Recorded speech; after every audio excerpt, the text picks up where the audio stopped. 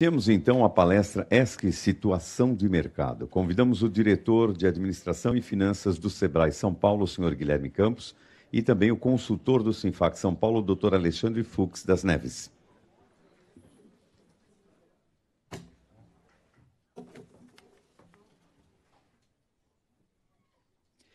Iniciamos então este painel com as palavras do senhor Guilherme Campos.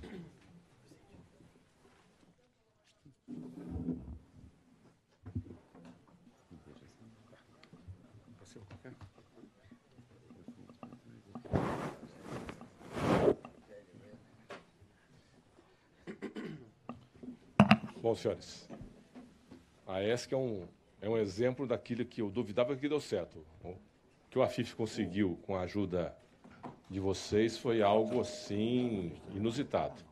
Não acreditava que conseguisse ser aprovado dentro do Simples, dentro do conceito de estar ajudando a micro e pequena empresa,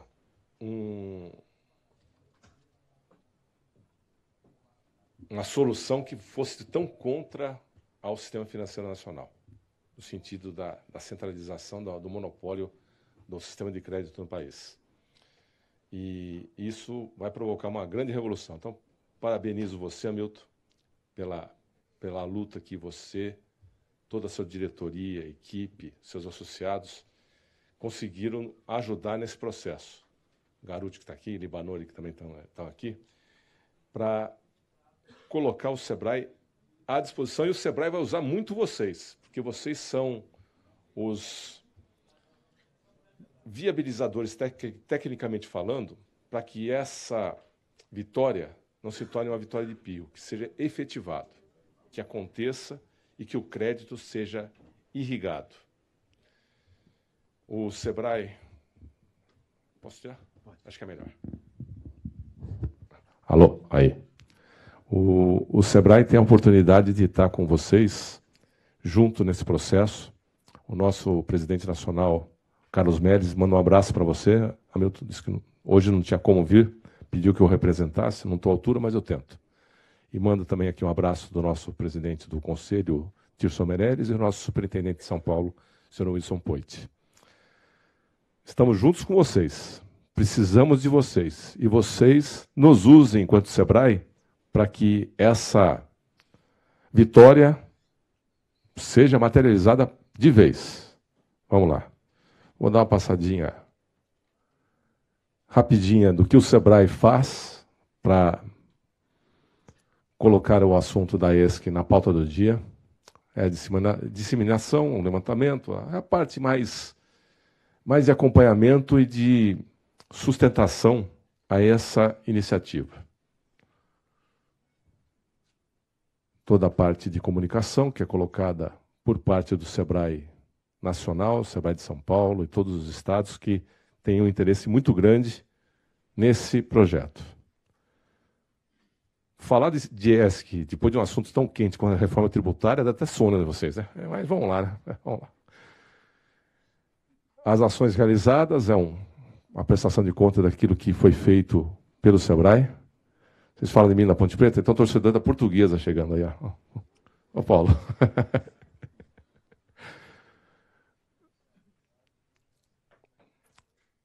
O que tem em andamento pelo Sebrae, na parte de facilitador no processo, a parte de avaliar os sistemas que estão no mercado, simulador de resultados, uma parceria com o Banco do Brasil, como um complementar à ação das ESCs.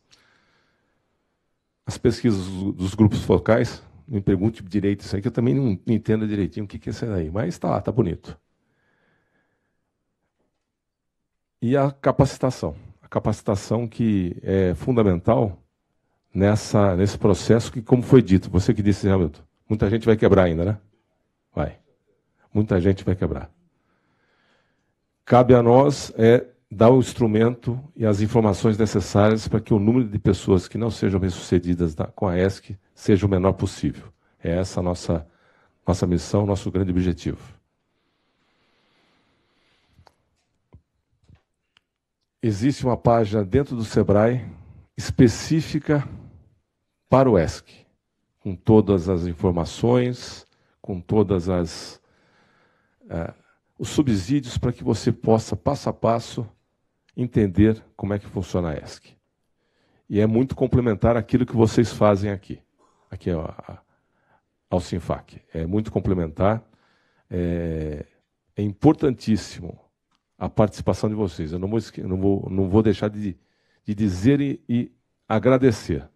Vocês, o setor, serão os grandes disseminadores do sucesso da ESC no Brasil.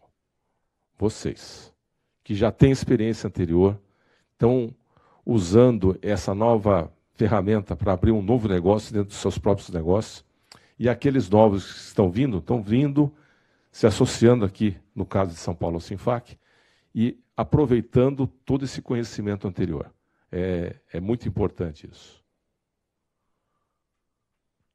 Esses são os números mais recentes. Aqui, olha lá, é do dia 20/8, 277 ESCs abertas no Brasil. São Paulo aqui tem mais, 95. Ali está a quantidade e o capital social que está aprovado com essas ESCs. Tá? É um valor representativo, é 130 milhões de pessoas e empresas que estão colocando essa possibilidade de crédito na praça. Aí, só para ter dentro de uma pizza aí, como é que está distribuído. São Paulo maior, Santa Catarina e Minas Gerais, se não me engano.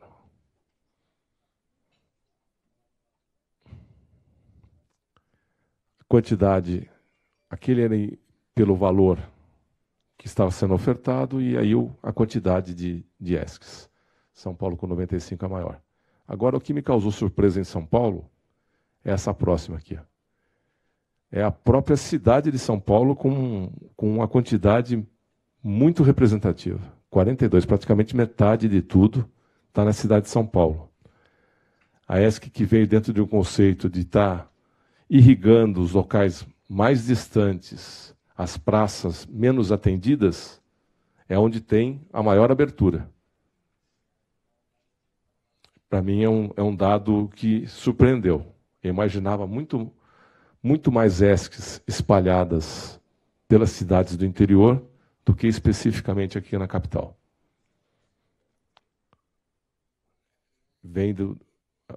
Acho que esse quadro, no tempo, se reverte pela comunicação cada vez maior da existência da ESC, tirando os mitos para a sua operacionalização, e com o tempo essa aí deve reverter. Acho que, pela cara de vocês, acho que eu estou com o palpite correto.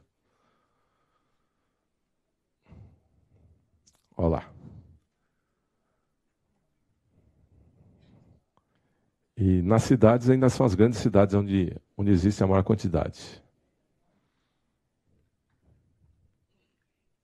Isso é real, é o que existe mesmo, é fresquinho, fresquinho.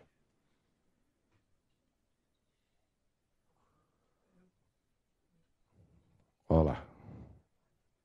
São Paulo é São Paulo, né?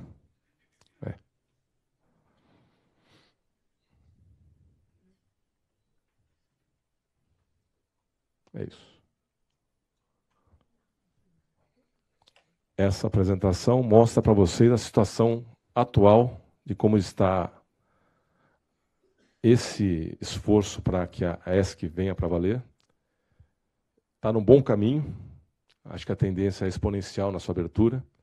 Tem que tirar aí os mitos da frente.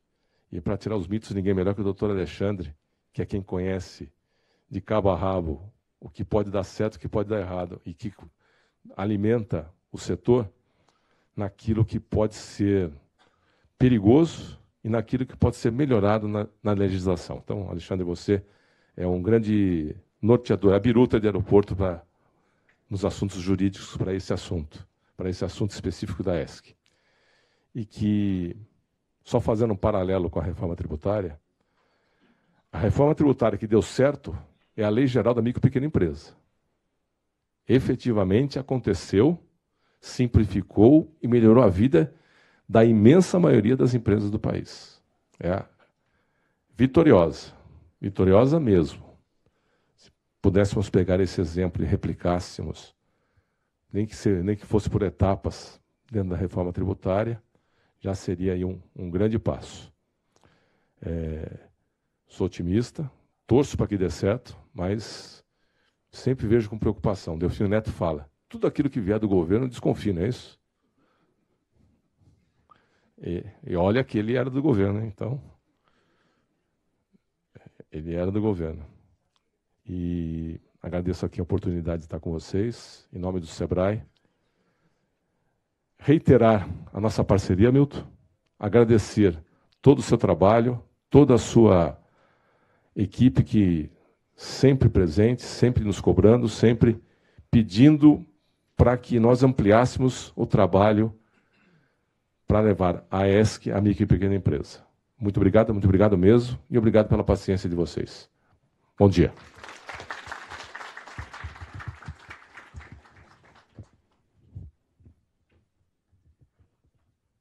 Na sequência, então, ficamos com a palavra do Dr. Alexandre Fux das Neves. Um instantinho só. Eu só queria dizer que essa palestra do Alexandre, como nós já fizemos muitas palestras, eu pedi para ele dar um enfoque um pouquinho diferente. Não só mostrar a lei, mas mostrar os pontos que poderiam ser melhorados na lei. Então, nós queremos aproveitar o SEBRAE aqui presente, mas nós já temos uma reunião marcada em Brasília também, para essa finalidade, da gente levar aquilo que a gente acha que pode ser melhorado na lei, como uma proposta, mas fazer uma ampla discussão com todos os envolvidos. Porque com a operação do dia a dia, a gente já foi percebendo as dificuldades. E essas dificuldades a gente vai tentar mostrar. Então, mas, Alexandre, nós estamos meio atrasados, por favor, seja bem breve. Bom dia, pessoal. Estávamos conversando agora, falaremos aí sobre 3 ou 4 pontos mais específicos. Estava conversando agora no início com o Fernando Marcilac, da SERC, sobre uma situação posta com relação à alienação fiduciária. E eu conversei com ele rapidamente aqui no corredor e falei, a ESC, ela está acima do sistema financeiro nacional. Quem deve para nós é o Bacen, porque a ESC é uma lei complementar. Todo o arcabouço do sistema financeiro nacional vem de uma lei ordinária, a lei da reforma bancária. Isso para dizer, devemos ter mais respeito à ESC, seja porque ela representa, pelo que ela representa, ou seja pelo seu nascedouro, a sua certidão de nascimento, que é uma lei que complementa a Constituição. E nós estamos falando rapidamente sobre a ESC e pararei aqui nos pontos mais conturbados, lembrando uma preocupação de saber operar a ESC, porque pelos nossos dados estatísticos, são 200 e tantas empresas, dados atualizadíssimos, mas operando, de fato, são muito poucas. Porque as pessoas estão montando as suas empresas e não estão sabendo plugar. Onde que eu ligo, o que que eu faço. E estamos falando das dificuldades, quando, na verdade, nós deveríamos falar das facilitações. Então, todos nós sabemos aqui do critério da municipalidade, quais são os contratos, empréstimo, financiamento e desconto de títulos de crédito. Pergunta, tem direito de regresso no desconto de títulos de crédito? Tem. A jurisprudência toda constituída fala, né, que quando é um contrato de desconto de título de crédito, nós temos, sim, direito de regresso. Lembrando que a lei tem uma limitação. Agora, ao invés de deputado, vou lhe chamar também de SEBRAE. Nosso deputado do SEBRAE. Ela tem uma limitação que não faz sentido, porque a lei fala em desconto de título de crédito. Nós devemos interpretar como um desconto de qualquer recebível, e não necessariamente só de um título de crédito. Podemos, sim, operar com duplicatas, cheques, cartão de crédito, enfim. Recursos próprios. Esse é a pedra de toque com relação ao sistema financeiro nacional, que é a proibição de captação de recursos de terceiros. E quando as pessoas perguntam, mas eu posso trazer o dinheiro lá da minha tia, que tem dinheiro guardado, e ela me empresta, eu boto no meu IR e eu coloco dentro da ESC? Não. A resposta a essa pergunta é uma outra pergunta. Tudo aquilo que estiver dentro do seu bolso e um dia você tiver que devolver, você não pode usar para constituir a ESC. Chama a tia para ser sócia, sem problema nenhum. Problemas. Posso ter uma linha de redesconto bancária? Eu posso fazer como a Factoring faz, como a securitizadora também às vezes faz? Não. Linha de redesconto bancário seria uma captação indireta de recursos. E eu posso ter um financiamento bancário para aquisição de um bem para a ESC? A ESC quer comprar um carro, quer comprar um imóvel, quer comprar um sistema operacional, uma rede de informática, sem problema algum. A ESC não é uma empresa, as pessoas falam da ESC, poxa, eu acho que ela veio de Marte. Não, ela é uma empresa normal. Contabilidade para a ESC é normal. Não tem nada de anormal dentro da empresa. Cessão de carteira. Eu posso ceder a carteira da ESC? Posso. Nós fizemos um desenho recentemente na nossa tour da ESC, comparando a Sociedade de Crédito Direto, que é uma fintech regulada pelo Bacen, junto com a ESC, eu chamei a SCD de prima rica da ESC. Né? A SCD tem 32 pontos de toque com a ESC. E um deles, os 3 principais, são a proibição de captação de recursos de terceiros, vale para ambas. Segundo ponto de toque, os contratos são exatamente os mesmos, financiamento, empréstimo e desconto de títulos de crédito. E o terceiro toque, que a SCD, em que pese não possa captar recursos de terceiros de forma alguma, ela pode sim ceder a carteira. Os clientes, e aqui a gente vê o pessoal torcendo um pouco o nariz. Meu cliente só pode ser micro e pequeno empresário, limitação de 4.800. É um mercado enorme que abre-se para nós e é completamente inexplorado. Opa, desculpa. Voltando. O objeto social, vocês já sabem que é exclusivo. Não posso usar nenhuma alusão a empresas do Sistema Financeiro Nacional. Eu tenho a limitação da operação. E aqui é um ponto que a gente tem, o Sinfac de São Paulo tem a oportunidade, está com a oportunidade de levar adiante uma alteração da lei. Por quê? Lá atrás, o legislador limitou as nossas operações ao capital social realizado. E aí veio aquela situação do uso, uma sugestão nossa, que já foi recepcionada pelo SEBRAE, está lá na cartilha da ESC, que é o uso da tal da AFAC. Toda vez que eu chegar no meu limite, eu posso usar essa ferramenta de forma irreversível, sempre irreversível, mas a nossa sugestão de alteração do texto, que o Sinfac de São Paulo está propondo, justamente para criar um ambiente confortável de negócios e alertar o legislador, não deveria ser capital social realizado, e sim patrimônio líquido. E a limitação tem que ser das operações ativas. Limitada, sim, ao patrimônio líquido, que isso faz todo sentido. Capital social é uma massa de recursos inerte, que nem sempre diz, ou quase nunca está relacionado, diretamente à atividade empresária. Atualmente, nós temos uma regra morta na lei, e isso é muito importante, deputado, que é a criação de regras onde elas não existem. A receita bruta da ESC, ela só pode ser até 4.800.000 ano. E vem um enorme ponto de interrogação, e nós não podemos permitir, de novo, que burocratas coloquem limitações onde a lei não coloca. Isso foi um resquício paleolítico lá da gênese da lei, quando a ESC se vislumbrava a possibilidade dela estar pelo simples. Ok, ela estando pelo simples, ela deveria responder por esse teto. A lei já deu uma base de presunção, que é uma base altíssima, 38,4%, ou seja, a ESC ela está legalmente estruturada dentro do presumido. Bom, o que eu já ouvia de colocações absurdas com relação a esse faturamento? Se passar de 4.800, a ESC tem que parar as atividades até que suas operações possam se enquadrar de novo. Ou seja, eu dei um cartão vermelho para a empresa. Segunda situação, se a ESC passar de 4.800, ela não pode mais cobrar juros livres e tem que cobrar apenas 1% ao mês. O quê? Se ela passar de 4.800, ela... Fala para o fisco. Né? Então, é a punição, essas ilações são verdadeiras punições ao sucesso empresário. A ESC nasceu para ser pequena, mas ela pode ter sucesso. Foi que o nosso antecessor falou, as empresas do Brasil brigam para não crescer, para não sair do simples. Né? Então, não existe uma punição, é uma letra morta na lei e não se tem nenhuma regra com relação a isso. O que mais nós temos? A remuneração. Também foi uma situação que deveria ter sido melhor aclarada a lei.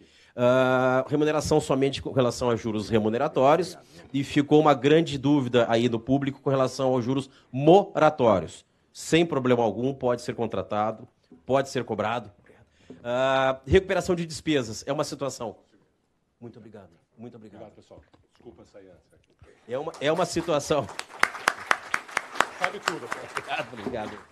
É uma situação de recuperação de despesas, né, que é um pouco delicada. Nós estamos estudando melhor essa situação da recuperação de despesas, né, mas nosso objetivo é que nós tenhamos, sim, esse desenho melhor formatado. Adiante, formalização da operação. Devemos entregar o contrato à nossa contraparte, e a grande dúvida, pode ser um contrato eletrônico? Olha que pânico, quando nós fomos lá no Sebrae Brasília, né, o Campos já saiu, agora posso contar. Eu tive acesso lá a um desenho do pessoal do Sebrae, um esboço, um briefing, e estava escrito lá, não pode ser eletrônico. E qual foi a provocação que fizemos, né? Quem ainda não estiver no seu celular aí passando o WhatsApp operando, que pegue o celular e pergunte a você mesmo, o que está no mundo que não está no celular hoje? Operação eletrônica com certificação digital reconhecida como válida entre as partes, sem nenhum problema. Situação, movimentação de recursos. A regra fala que deve ser entre a conta de crédito e débito entre a ESC e a pessoa jurídica contraparte na operação. Aos advogados aqui presentes, nós sabemos que existem situações onde o ente tem CNPJ, mas ele não é uma pessoa jurídica. Exemplo, um condomínio, né? Ele não é uma pessoa jurídica. Um microempresário individual não é uma pessoa jurídica. Qual é o espírito da lei nesse momento? Que seja dentro do sistema de pagamento brasileiro. Devemos lembrar que lá em 2011, 12, quando a lei começou a ser gestada, nós não tínhamos aí as regras que se tem hoje de clareza, e aquele vídeo do COAF inicia com aquela frase, siga o dinheiro. Rastreabilidade do recurso. Não faz nenhum sentido eu ter que fazer pagamento o nosso cliente pagar o empréstimo de um depósito na nossa conta corrente. Até porque é perigoso, a gente sabe disso. E qual é a nossa sugestão? Aclarar essa situação. O que estiver na regra do sistema de pagamento brasileiro, que seja rastreável, pode. Conta digital. Hoje nós temos bancos digitais. Conta em instituição de pagamento. Lembrando que as instituições de pagamento surgiram lá em 2013, com as 4 primeiras resoluções do Bacen. Cobrança registrada. É uma situação, uma ferramenta recente que dá uma rastreabilidade enorme, perfeita. Um DDA. Né? Problemas. E a nossa sugestão? A nossa sugestão é que a movimentação dos recursos deve ser realizada dentro do sistema de pagamento brasileiro. Todas essas e tantas outras ferramentas como o pagamento direto, né? Vou arriscar aqui a falar uma palavrinha, o cheque, sempre lembrando nominal, não estou dizendo que pode pagar com cheque, eu estou dizendo que o cheque é uma ferramenta de pagamento, está dentro do sistema de pagamento brasileiro e, quando ele é nominal, ele é 100% rastreável, já lembrando que para fins de lavagem de dinheiro, cheque nominal não é considerado suspeito. Qual é a nossa sugestão? Que os recursos transitem dentro do sistema de pagamento brasileiro, ressalvado o contrato de financiamento. Porque se nós seguirmos a lei, as suas duras penas, nós temos um erro no desenho com relação ao contrato de financiamento. O contrato de financiamento, a liberação de que o valor possa ser pago, sim, ao fornecedor de bem e serviços, que seria um terceiro ao contrato de ESC. A alienação fiduciária em garantia. Né? Pergunta feita no início aliás, nem foi uma pergunta, foi uma contestação com relação à alienação fiduciária em garantia. Pessoal, a lei que trata de alienação fiduciária em garantia permite que ela seja feita, inclusive, por estruturas fora do sistema financeiro nacional, e inclusive entre particulares. Né? A lei nos dá esse direito de alienação fiduciária em garantia e a grande ferramenta que o SINFAC está buscando, o desenho correto para o gravame de veículo. O desenho correto para o gravame de veículo. Muito importante que nosso evento terá aqui no final, que é o cadastro positivo, nós devemos informar. Registro das operações. Aqui eu vou falar um pouquinho sobre isso. O que é o tal do registro das informações? E vou usar aqui o exemplo também de novo do Fernando Marcilac. É um balaio onde nós vamos colocar todas as nossas operações, todas as nossas duplicatas, dentro das infraestruturas do mercado financeiro, onde o Bacen vai enxergar. O Bacen, ele olha a floresta, ele não olha a árvore. Ele não vai olhar para cada um de nós, mas ele vai olhar, sim, as nossas operações. Inaplicabilidade da lei da usura, quais são os juros que eu posso contratar na ESC? Aqui, eu vou dizer, não existe juro de 13,5%. Já ouvi associado, ontem estivemos com um associado, primeira consulta, atendimento presencial do Sinfac de São Paulo para uma ESC, e ele disse, eu tenho um grupo, esqueci de comentar, eu tenho um grupo no WhatsApp de ESCs aqui em São Paulo, e no grupo está dito que só pode cobrar 13,5%, não pode ser mais que isso. Eu disse, o quê? Nós temos um acesso do Bacen aos nossos contratos para fins estatísticos e macroprudencial. Pouco tem se falado nisso.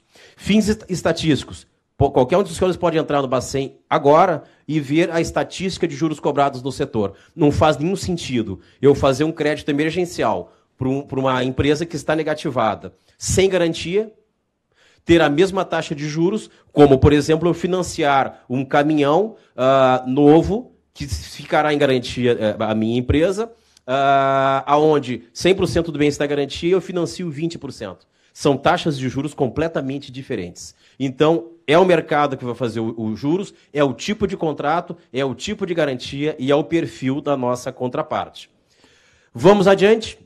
Os juros, então, são regulados pelo mercado, de acordo com cada tipo de operação, lembrando sempre que esse mercado que a gente não consegue enxergar dos MPS tem o pior acesso ao crédito e, quando tem, paga taxas de 300% ao ano. Por isso que é um mercado que quebra.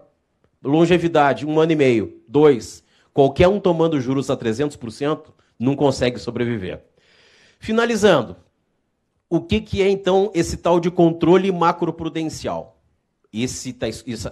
Essa ferramenta, essa frase, esse artigo está escondido na lei. Como a nossa pressa, a nossa forma assodada de interpretar a lei é operar, a gente esquece dessas bananinhas escondidas na lei. Controle macroprudencial.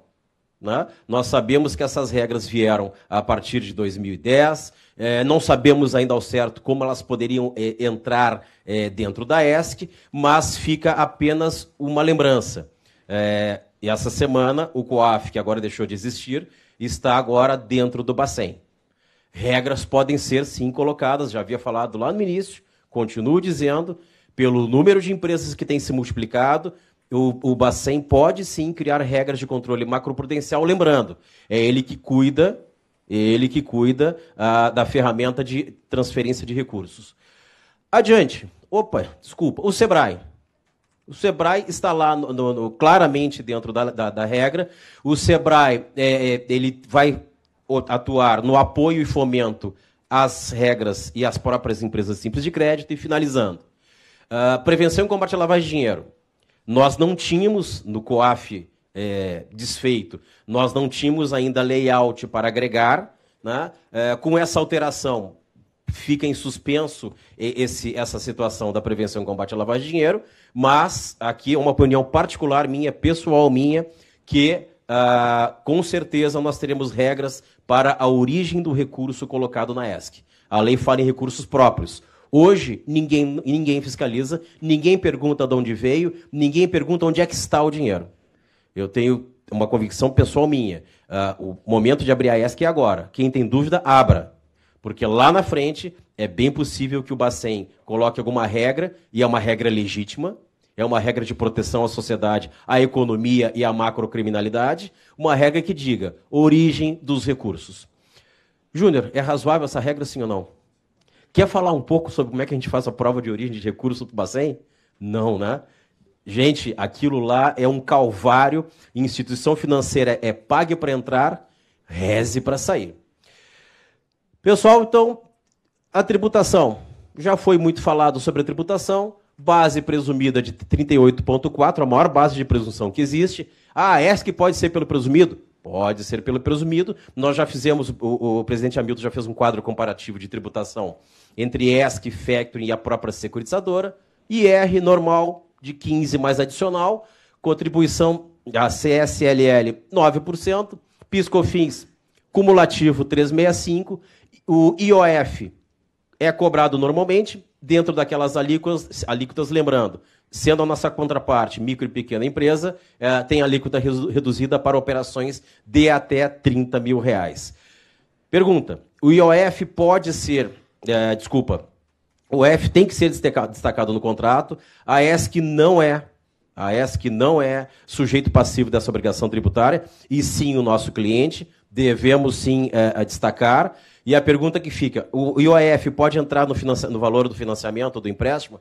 Pode, e nós temos legislação, nós temos julgados que tratam sobre isso e permitem sem problema algum. E, finalizando, perguntas e debates mais tarde? Não, fica para depois, então, nós estamos muito atrasados. Muito obrigado. Então.